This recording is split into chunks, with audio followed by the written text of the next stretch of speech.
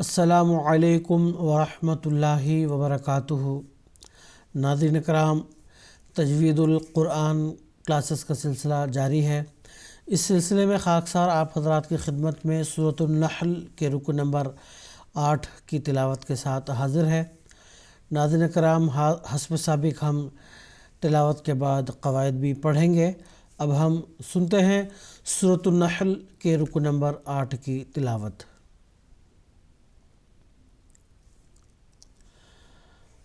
اعوذ باللہ من الشیطان الرجیم،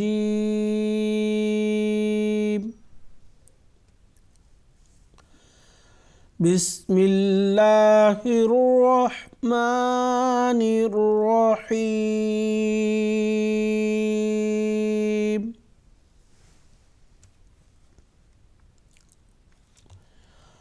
وَلَوْ يُؤَاخِذُ اللَّهُ النَّاسَ بِظُلْمِهِمْ مَا تَرَكَ عَلَيْهَا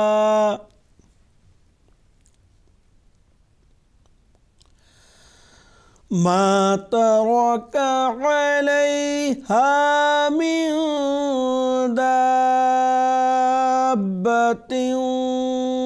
ولكن يؤخرهم إلى أجل مسمى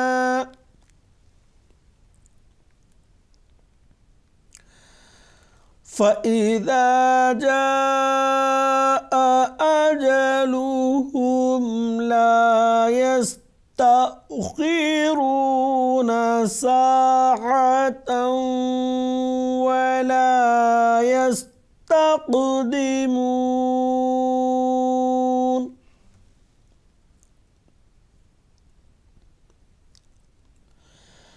وَيَجْعَلُونَ لِلَّهِ مَا يَكْرَهُونَ وَتَصِفُ أَلْسِنَتُهُمُ الْكَذِبَ أَنَّ لَهُمُ الْحُسْنَى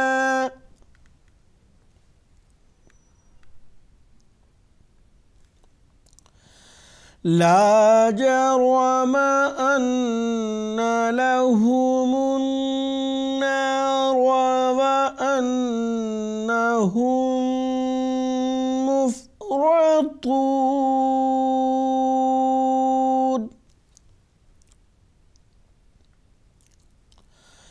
تالله لقد أرسلنا إلى من قبلك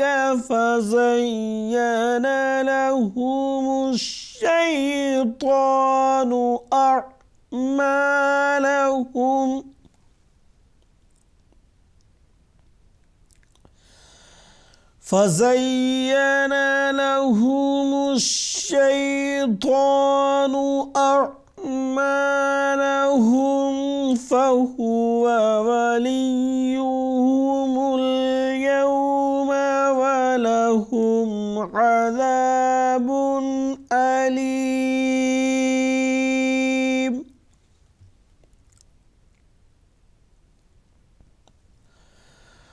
وما أنزلنا عليك الكتاب إلا لتبين لهم الذي اختلفوا فيه وهدى ورحمة لقوم يؤمنون۔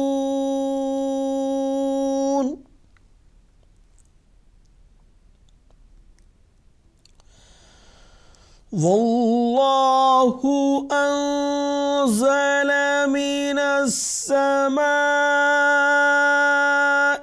ماء فأحيا به الأرض بعد بعد موتها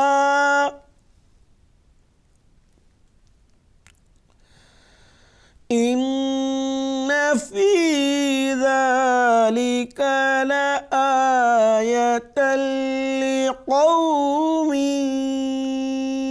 يسمعون۔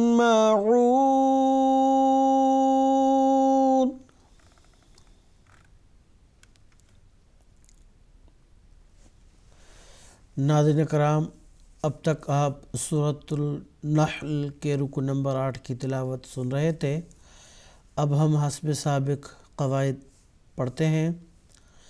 وَلَوْ يُؤَاخِذُ اللَّهُ النَّاسَ، خواہ حروف پر میں سے ایک حرف ہے تو اس کو گول پڑھیں گے۔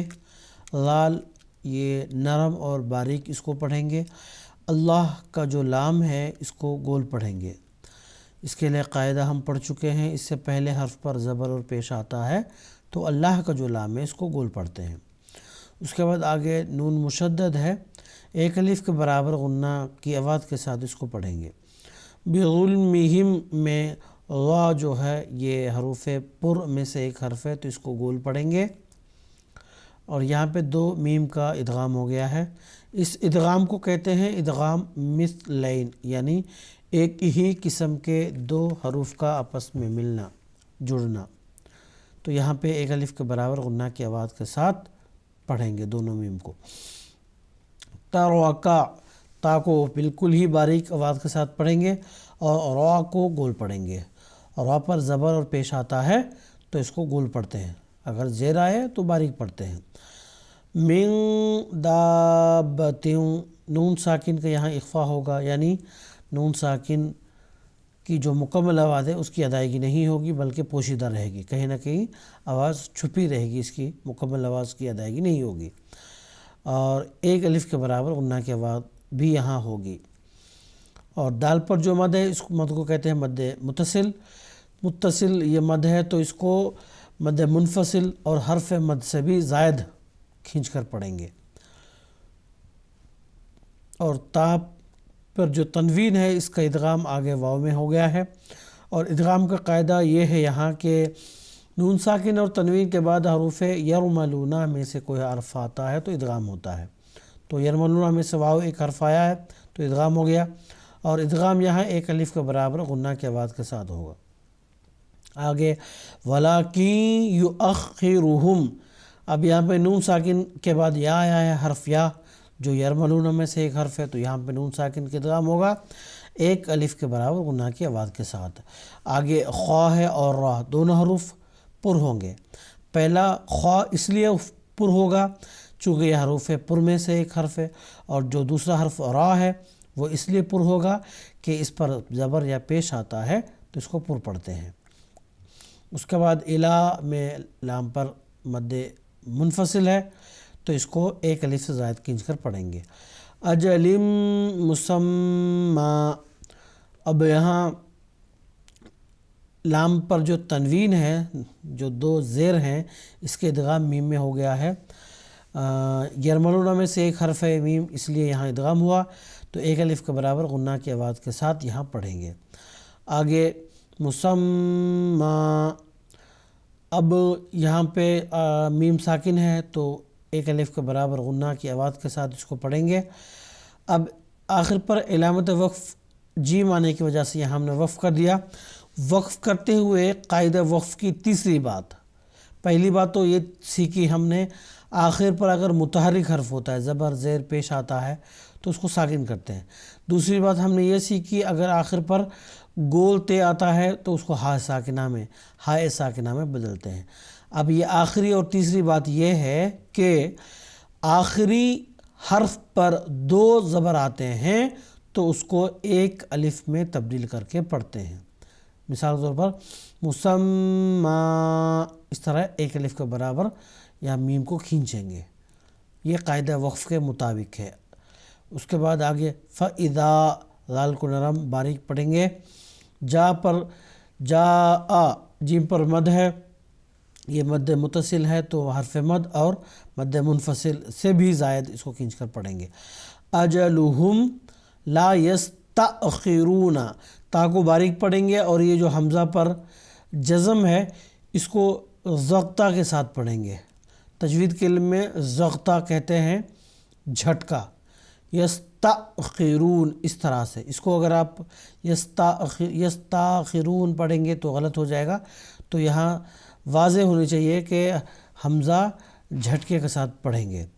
اس کے بعد خوا اور را دونوں حروف پر ہوں گے۔ خوا اس لیے کہ وہ حروف پر میں سے ایک حرف ہے، اور را اس لیے پر ہوگا کہ اس پر زبر اور پیش آتا ہے تو اس کو پر پڑھتے ہیں۔ اس کے بعد ساعتوں ولا، تا پر جو تنوین ہے اس کا ادغام واو میں ہو گیا ہے تو ایک الف کے برابر غنہ کی آواز کے ساتھ یہاں تا کو پڑھیں گے۔ اس کے بعد یستقدمون، تا کو باریک پڑھیں گے، اور قاف جو حروف قلقلہ میں سے ایک حرف ہے تو اس کو ہم قلقلہ کی صفت کے ساتھ پڑھیں گے۔ قلقلہ کا قاعدہ یہ ہے کہ قاف، طا، با، جیم، دال یہ 5 حروف ہیں جن پر قلقلہ کیا جاتا ہے، اور قلقلہ کہتے کس کو ہیں کہ آواز کے ٹکرا کر واپس آنے کو قلقلہ کہتے ہیں۔ اور ہوتا کب ہے؟ یہ جو 5 حروف میں نے گنائے ہیں قاف، طا، با، جیم، دال، اس پر جب بھی جزم یعنی ساکن آتا ہے اس وقت ہوتا ہے۔ اب دیکھیں قاف حروف قلقلہ میں سے ایک حرف ہے، اس پر جزم آیا ہے، اس وجہ سے یہاں قلقلہ کی صفت کے ساتھ اس کو پڑھیں گے۔ آخر پر علامت وقف آیت آنے کی وجہ سے یہاں ہم نے وقف کر دیا۔ وقف کرتے ہوئے آخری متحرک حرف کو قاعدہ وقف کے مطابق ہم نے ساکن کر دیا۔ اس کو ساکن کرنے کی وجہ سے اس سے پہلے جو حرف مد ایک ہی الف کے برابر کھینچتے عموماً، اس کو یہاں مد عارض کے قاعدہ لاگو ہونے کی وجہ سے ایک الف سے زائد کھینچ کر پڑھیں گے۔ تو ناظرین کرام، آج کی کلاس میں بس اتنا ہی، انشاءاللہ اگلی کلاس میں پھر ملاقات ہوگی۔ السلام علیکم ورحمۃ اللہ وبرکاتہ۔